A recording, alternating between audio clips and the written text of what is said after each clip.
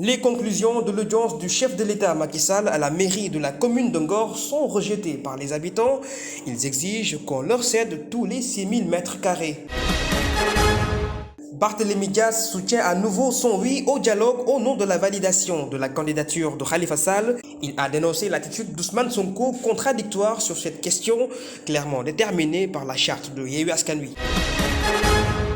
Aïda Mbodj ira au dialogue que si les termes sont bien clairs. Son parti Alliance nationale pour la démocratie s'accorde à la grande mobilisation du F24 et Yewwi Askan Wi qui se profile à l'horizon. L'intendance du lycée Djignabo de Ziguinchor est incendiée par les manifestants en colère après la condamnation d'Ousmane Sonko. Les cours ont été suspendus sous l'œil impuissant de l'inspection académique. C'était les grands titres de cette édition. Le développement, c'est dans un instant. Mesdames et messieurs, bonsoir et bienvenue si vous nous rejoignez à l'instant dans ce journal. Un mort est enregistré hier à Ngor après que les manifestations aient connu un rebond. La calmie n'a pas été longue du tout car les derniers affrontements entre forces de l'ordre et population de Ngor remontaient à la veille de la Korité. L'opposition sur la construction d'une brigade de gendarmerie dans la localité a été très durcie, réclamant fortement être l'unique possesseur d'un espace qui n'est pas des moindres, car il s'agit d'une superficie de 6000 mètres carrés. La commune de Ngor hier a été le théâtre de violents affrontements. Ce mercredi dans la matinée, l'on pouvait clairement apercevoir les stigmates des altercations que les forces de l'ordre déployaient massivement dans la zone tentaient de dissuader. De l'autre côté du palais présidentiel, une audience, vu l'urgence du moment à Ngor, a été vite accordée hier soir par le chef de l'État aux autorités administratives et dignitaires résidents. En plus du sens de la haute bienveillance du président Macky Sall reconnu par les visiteurs, ils ont salué la décision d'accorder la commune de Ngor les 3000 mètres carrés correspondant à la moitié des terres. Un stade et un lycée y seront érigés sous l'appui de l'État. Écoutons les propos du maire Magaye Ndiaye. Le chef de l'État qui a voulu nous recevoir. Tout d'abord, on remercie le bon Dieu et son prophète. Nous remercions aussi le président de la République qui n'a pas tardé à nous recevoir dans un temps record pour qu'on puisse trouver une solution à ce problème. Mais également, nos remerciements vont à l'ensemble du gouvernement, à sa tête le ministre Amadou Ba. Depuis les affrontements, les autorités ont pris leurs responsabilités pour que la paix revienne.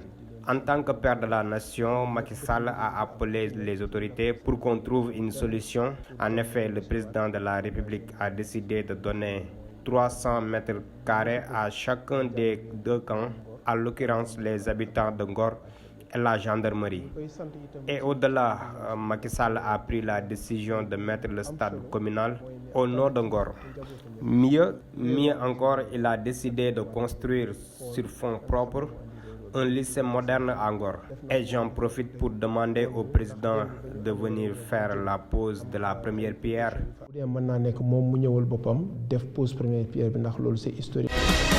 À la sortie de cette audition au dénouement heureux, l'édile de la commune a appelé à la préservation de la paix, dont les populations seront l'unique garant pour son abreuver sans cesse. Écoutons toujours le maire de Ngor, Magaye Ndiaye.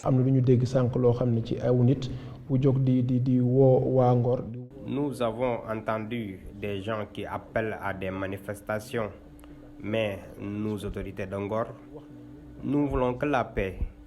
Nous allons continuer la communication à l'endroit des jeunes et des femmes pour un message de paix. Nous allons continuer également de mettre en place des actions pour la consolidation de la paix en Ngor et dans le Sénégal tout entier.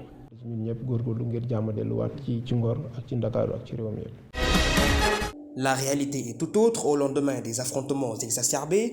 On peut lire toujours sur les visages des populations de Ngor désolation pointant la responsabilité des gendarmes. Sur place, le chaos est palpable avec les nombreux dégâts matériels. Les habitants rejetant la répartition des terres, ils les veulent dans leur entièreté. Reportage Emmanuel Sarr et Chertigan Cham. Sur l'axe reliant Yoff vers Ngor, les populations sont sorties pour faire le constat des dégâts causés par les manifestations d'hier nuit entre les jeunes et les gendarmes. Nous sommes vraiment écœurés. Si l'État avait mis en avant un dialogue sur la question du foncier, nous n'en serions pas là. Le conflit dure depuis plus d'1 mois maintenant. Le problème implique toute la famille Lébou, et voire même en dehors d'Angor. Cet accaparement est effectué ici. Attendons qu'il soit général, touchant d'autres communes du pays. La population d'Angor est toujours maître des lieux. Les infrastructures de base qui devaient être implantées, telles que des écoles, se révèlent toujours avantageuses. Le baron au restaurant libanais est un cadre prestigieux et somptueux de sa forme. Il accueillait plusieurs personnalités. Aujourd'hui complètement détruit à cause de l'explosion des lacrymogènes dans l'enceinte, il n'est plus fréquentable. Vous voyez, tous les bagages du restaurant sont partis en fumée. La moto qui servait de livraison, les frigos, le pizzeria, presque tout. Notre propre épanouissement en tant qu'employé est issu de cette entreprise. Nous y gagnons notre vie dignement. Voilà que tout est incendié. Qu'allons-nous faire? Des tirs lacrymogènes ne sont pas faits pour cibler des maisons au point de les incendier. Vraiment, c'est la faute aux forces de l'ordre. Une réunion nocturne s'est tenue au palais présidentiel entre le gouvernement et le maire d'Angor, accompagné de quelques dirigeants du mouvement Angor Sunudé. Cette audience aboutit à une décision pouvant conduire à l'accalmie. Chaque manifestation, en plus de laisser présager des dégâts matériels ou parfois même des pertes en vies humaines, affecte plus que ce qu'on aurait imaginé, comme la famille Sambou qui ne connaît plus la quiétude depuis plusieurs années maintenant. Elle s'est confiée à nos reporters Emmanuel Sarr et Astou Baldé ce matin. Reportage. Une scène imprenable. Les lacrymogènes ont rendu informe cette chambre. Ils ont été tirés lors des manifestations à Ngor. Son propriétaire et cette famille Sambou ont toujours condamné ces incidents qui hantent leur sommeil. Cette situation est épuisante. Quand l'incendie a eu lieu, je me trouvais au marché. J'ai vite couru car mes enfants étaient dans l'insécurité. J'avais subi le même sort il y a longtemps. Tous mes bagages étaient saccagés. Nous habitons à proximité de la voie, souvent théâtre de violents affrontements, et les manifestants trouvent facilement refuge dans notre maison. Cette maison, dans une perpétuelle insécurité, est dépourvue de protection. La menace des manifestations accrues a des conséquences bien plus que profondes. Nos sommeils sont courts en plus à cause de ces incendies. Nous travaillons difficilement dans ces conditions. Hier, jusqu'à 3 heures du matin, nous n'avons pas dormi et les enfants n'étaient pas allés à l'école. Un jour, j'étais malade et avec les perfusions, je voulais me reposer. Mais ce n'était pas possible. Ce sont les cris des enfants qui m'avaient réveillé. Ma santé est fragile. Il m'arrive qu'après avoir humé le gaz lacrymogène, de m'évanouir avec cette insécurité. Protéger nos enfants devient à la limite difficile. Au Sénégal, les manifestations deviennent monnaie courante, engendrées souvent par un climat sociopolitique instable. La peur des habitants est de plus en plus croissante suite à l'annonce des prochaines manifestations à Dakar. Je l'annonçais en début d'édition, les conflits politiques ont étendu leurs tentacules jusqu'en milieu scolaire.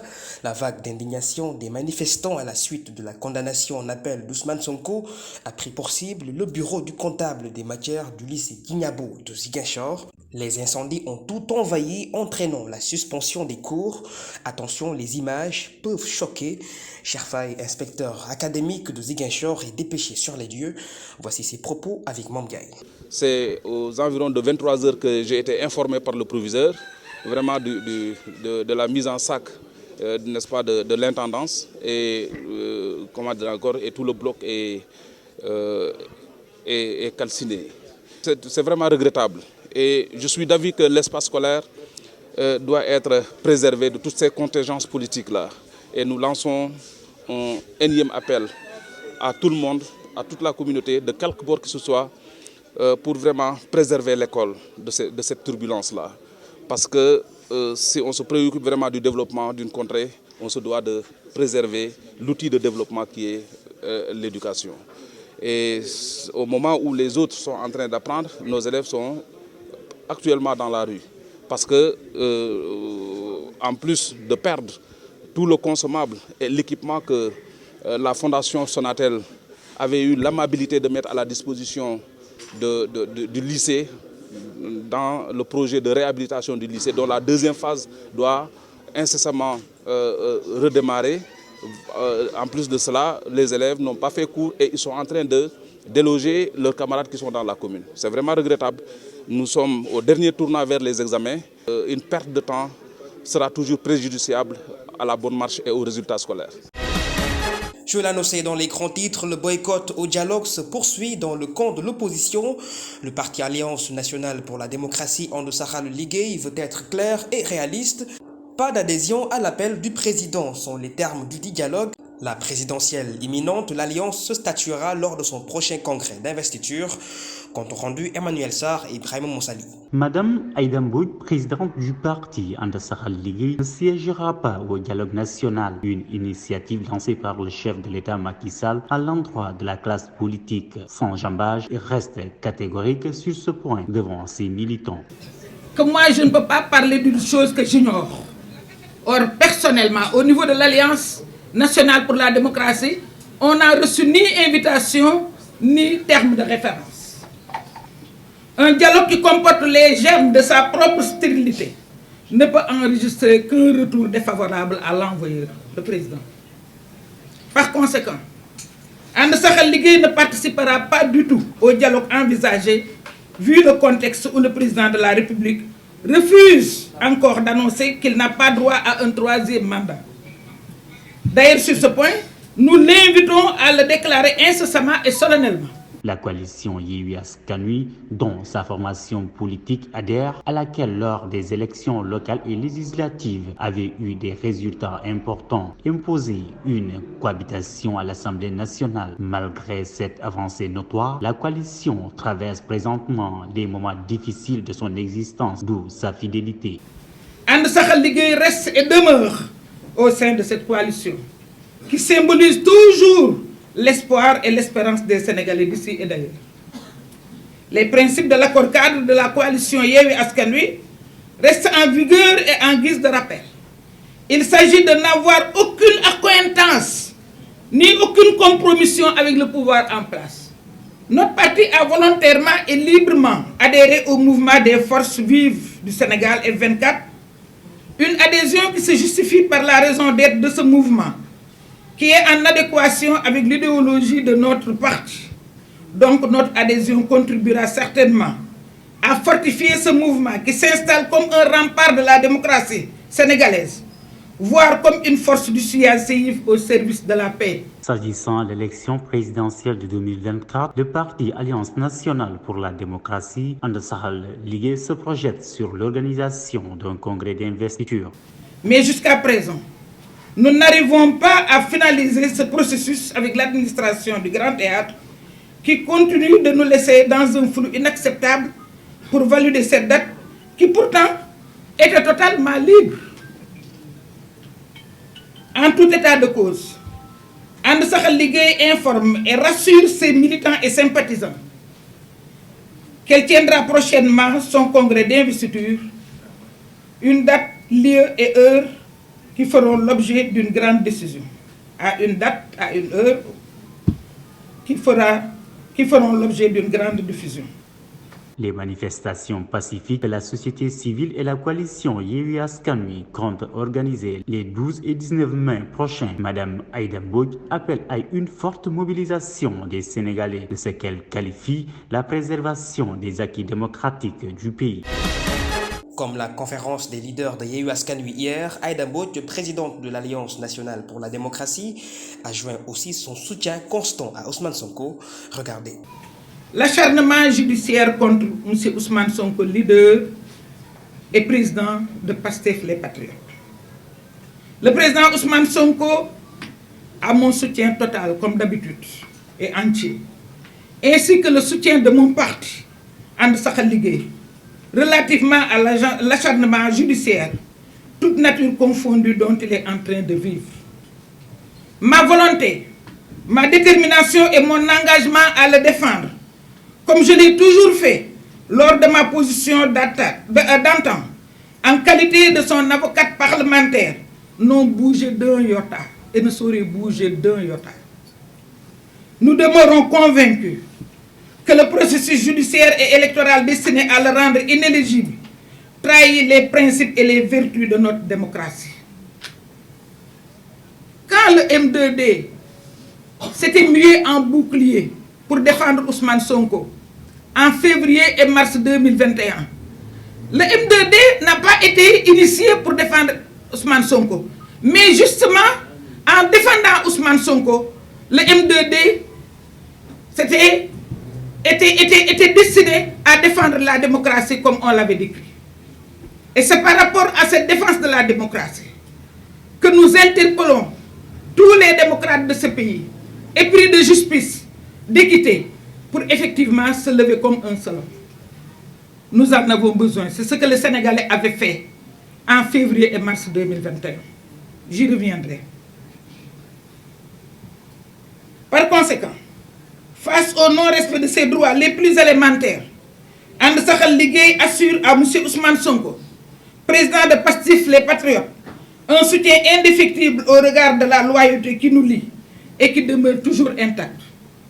Nous sommes d'autant plus à l'aise et nous sommes plus que jamais debout. Parce que ce n'était pas évident en 2021, quand on s'était levé spontanément pour défendre Ousmane Sonko. C'était plus difficile à l'époque que maintenant. Maintenant, les Sénégalais sont conscients du fait que Ousmane Sonko est l'objet d'une cabale politique. Maintenant, tous ceux qui se mettaient à charger Ousmane Sonko sont redevenus effectivement conscients que Ousmane Sonko est tout simplement victime de ce qu'on appelle un délit d'ambition. Barthélémy Dias hausse le ton sur l'incompris qui se confirme de plus en plus au sein de Yewwi Askan Wi. Le retrait d'Ousmane Sonko à l'initiative du dialogue est une surprise à l'opposé de la charte de la coalition. Le maire de la ville de Dakar fidélise son soutien à Khalifa Sall à l'aune de sa prochaine candidature à la présidentielle. Voici l'extrait de Barthélémy Dias. La nuit des temps, beaucoup de belle élection. Depuis la nuit des temps, on ne participe pas aux élections. Ce qui a fondé notre adhésion au sein de la coalition Yewwi Askan Wi reste toujours intact et inchangeable. On fera notre possible jusqu'à ce que notre candidat soit à la course à l'élection présidentielle de 2024. Et si c'est le dialogue qui sera la solution, on y participera. Nous ne sommes pas un mouvement de soutien, car ce à quoi on assiste au sein de la coalition Yewwi Askan Wi est louche. Il faut que ça soit très clair. J'avoue que je ne répondrai pas à des personnes. Depuis 2005, je suis en politique. Je ne joue pas, car j'ai reçu une éducation religieuse. Comment quelqu'un pourrait se lever comme ça et de parler des enregistrements, des paroles de théâtre? Ici, il n'y a qu'une personne qui joue de la comédie, même au sein de la coalition Yewwi Askan Wi, et de manipuler les citoyens sénégalais juste pour atteindre à son objectif. Moi, je suis un responsable et je sais garder des secrets, car je viens du Parti socialiste. Il y a des comportements qui ne m'honorent pas. Man mënuma ànd ak nit di ko xeexal man ba may taxaw ne kii mooy suma candidat su ko. Le projet intitulé Développement économique de la Casamance vient en appui aux collectivités territoriales avec une enveloppe additionnelle de 91 800 000 francs CFA. L'étalage de ce fonds sur les 4 prochaines années est dédié à la formation des élus, des investissements en infrastructures et l'accompagnement de la population dans le développement de leurs projets. Youssouf Badji, coordonnateur du projet avec Mamdiaï. Donc, à titre d'exemple, le fonds d'équipement des collectivités territoriales, de fait, qui est attribué par le ministère des collectivités à chaque commune, permet en tout cas aux collectivités territoriales de soutenir des financements, soit pour la réalisation d'infrastructures sociales ou pour des équipements, donc d'une façon générale. Maintenant, le projet pôle de développement économique de la Casamance va ajouter à cette enveloppe que l'État apporte régulièrement 91 800 000 sur 4 ans au niveau de chaque collectivité territoriale pour lui permettre de soutenir des investissements. Le deuxième service qu'on offre aux collectivités territoriales, c'est la formation des élus, c'est l'accompagnement des groupes sociaux, mais c'est aussi la prise en charge et le financement des sous-projets des populations. Au niveau des collectivités territoriales, les associations, les OCB, peuvent bénéficier de subventions qui permettent soit d'acquérir des équipements, soit d'avoir un fonds de roulement, en tout cas de financer des activités qui sont liées à des chaînes de valeur agricoles. Les collectivités territoriales aussi peuvent, dans les zones dégradées, peuvent entamer ou en tout cas bénéficier des programmes de reboisement, soit de la mangrove ou d'autres espèces de leur choix, et recevoir le soutien en tout cas financier et technique du projet développement économique de la Casamance. Dans l'actualité toujours, le Sénégal a enregistré ses premières gouttes d'eau dans des zones comme Koungheul en allant vers le sud du Sénégal, comme à Sédhiou. L'Agence nationale de l'aviation civile et de la météorologie annonce des pluies enregistrées un peu plus tôt dans le mois de mai. Cette entame de l'hivernage 2023 est pour les agriculteurs un temps favorable pour une bonne préparation après l'attribution du fonds d'accompagnement dans la transparence et l'équité. Le bon déroulement des activités champêtres est aussi du ressort de l'ANACIM, qui promet de transmettre des informations aux agriculteurs sur la période probable d'une pause pluviométrique de 10 à 20 jours. C'était en 1994, 29 ans déjà, et pourtant la génocide des Tutsis au Rwanda est toujours actuel. Les chiffres officiels qui parleraient de 800 000 morts deviennent de plus en plus relatifs, car il y a eu une étrange découverte dans le sud du pays, précisément dans le village de Mibrizi. Plus de 1100 corps. Les résultats des recherches ont décrit ce charnier comme le plus grand jamais découvert dans le pays depuis 2020. La génocide rwandaise est l'une des plus grandes en Afrique qui visait la minorité Tutsi avec aussi des milliers de Hutus qui s'opposaient au régime étaient aussi tués. Dans l'actualité internationale, les bombardements en Ukraine ont fait une victime de plus.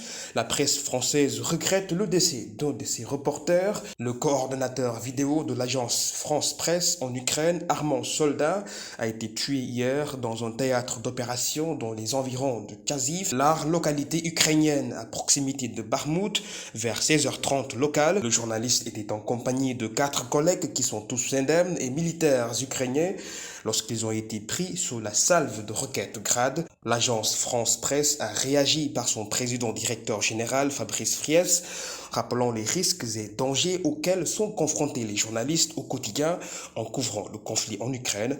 Âgé de 32 ans, Armand Soldat était un reporter d'images expérimenté, né à Sarajevo en Bosnie-Herzégovine et de nationalité française.